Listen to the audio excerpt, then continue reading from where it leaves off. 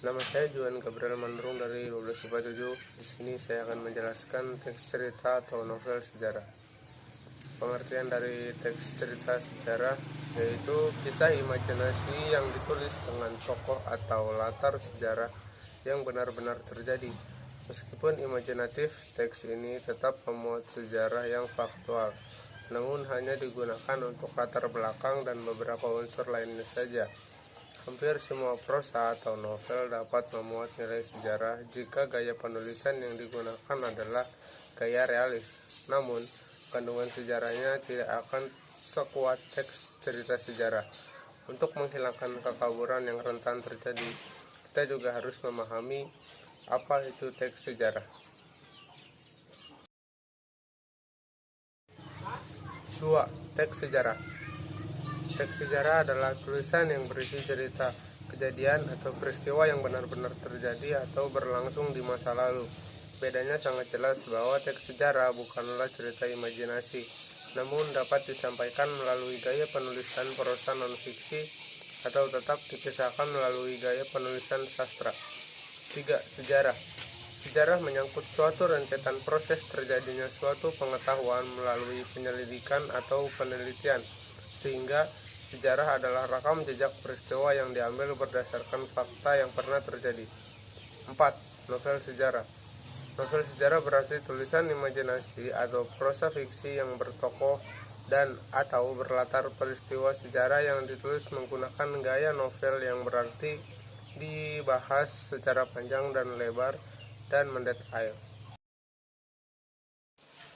Perbedaan teks sejarah dan novel sejarah. 1.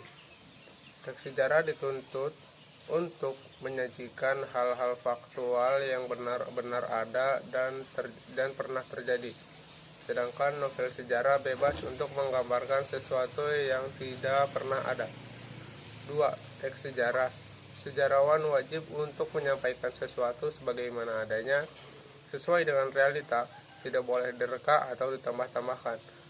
Sedangkan novel sejarah bebas sepenuhnya dalam menciptakan sesuai dengan imajinasinya mengenai apa, kapan, siapa, dan di mana. Namun tetap memiliki keterkaitan dengan situasi atau tokoh sejarah.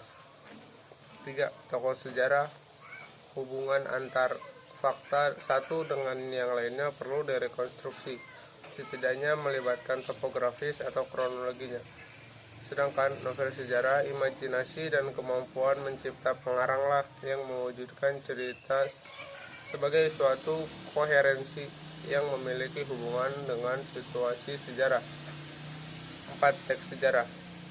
Sejarawan harus bisa membuktikan bahwa yang dibawakan pada masa kini dapat dilacak eksistensinya di masa lalu. Sejarawan terikat pada fakta mengenai apa, siapa, kapan, dan di mana.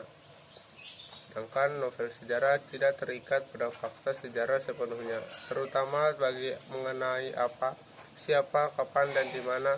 Tidak butuh bukti atau saksi seperti teks sejarah.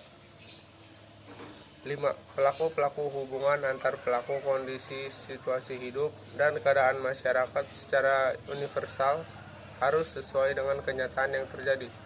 Sedangkan novel sejarah, pelaku atau tokoh hubungan, situasi, dan kondisi masyarakat dapat berasal dari imajinasi yang hanya memiliki relevansi sejarah. Nilai-nilai novel sejarah. Pertama, nilai budaya. 2. Nilai moral atau etika. 3. Nilai agama. 4. Nilai sosial. Dan 5. Nilai estetis atau keindahan. Menentukan hal menarik dari novel sejarah. 1. Kapankah latar dan waktu cerita dalam novel sejarah tersebut? 2. Di manakah latar novel sejarah tersebut? 3. Peristiwa apa yang dikisahkan? 4. Siapa saja tokohnya?